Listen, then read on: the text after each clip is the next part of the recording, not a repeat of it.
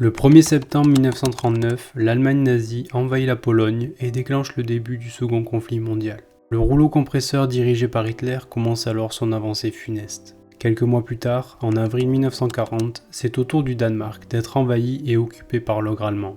Contrairement aux autres pays occupés, le Danemark conserve une certaine autonomie et n'impose pas de restrictions aux juifs danois. Ce n'est qu'à partir de 1943 que l'occupation allemande s'endurcit, à la suite de la destitution du gouvernement.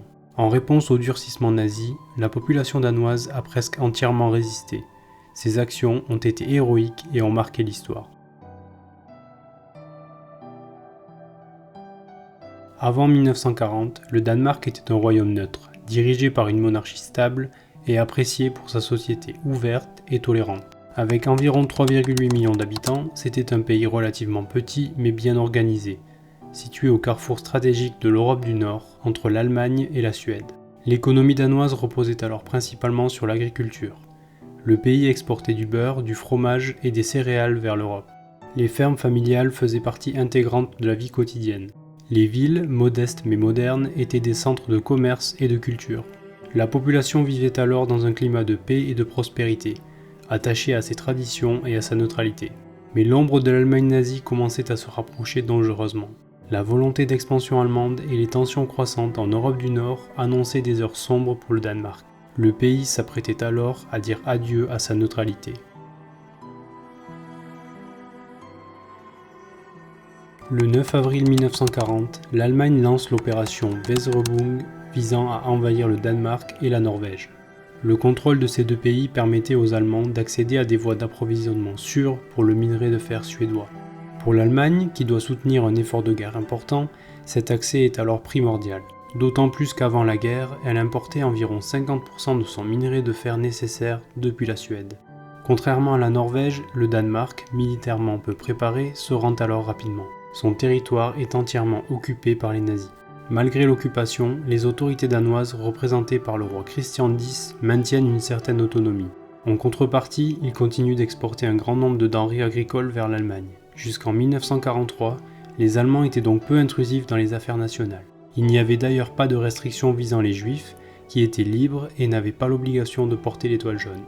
Durant l'occupation, le roi du Danemark, Christian X, devient alors un symbole fort de l'unité nationale. Célèbre pour ses promenades à cheval dans Copenhague, il incarne l'esprit de la résistance nationale face à une idéologie destructrice.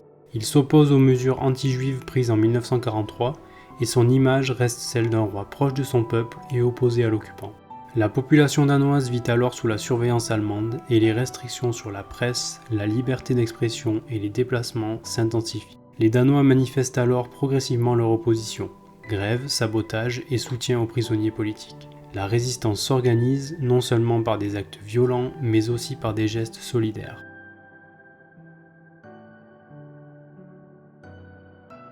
En 1943, l'occupation allemande se durcit. Le gouvernement danois finit par être destitué en août de la même année. La loi martiale est alors proclamée par le commandement allemand.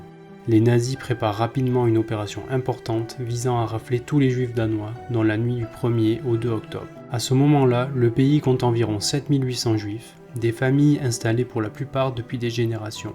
Le 28 septembre 1943, le diplomate allemand Doug Witz avertit discrètement le président du Parti social-démocrate danois, Hans Hedtoft, et divulgue les plans de la rafle. Ce dernier prévient les autorités juives et la trahison du diplomate va permettre l'organisation d'une opération spectaculaire et héroïque.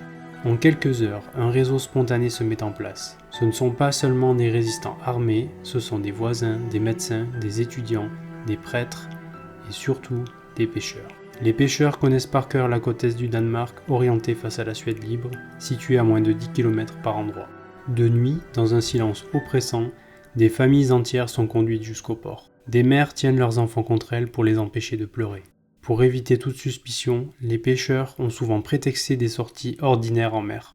Les embarcations sont petites, fragiles, parfois de simples barques, mais elles transportent l'espoir.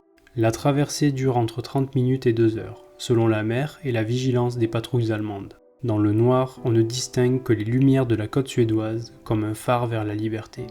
Prenant des risques inconsidérés, les Danois réussirent à sauver en quelques semaines plus de 7200 juifs, soit plus de 90% de la communauté. Seules quelques centaines seront arrêtées et déportées, un chiffre incroyablement bas comparé à la tragédie qui frappe ailleurs en Europe. En comparaison, en France, environ 76 000 à 77 000 juifs furent déportés depuis la France vers les camps nazis, soit environ 23% de la population juive française. Ce sauvetage des juifs danois a été l'œuvre d'un peuple tout entier qui a refusé de rester spectateur et qui a décidé d'agir.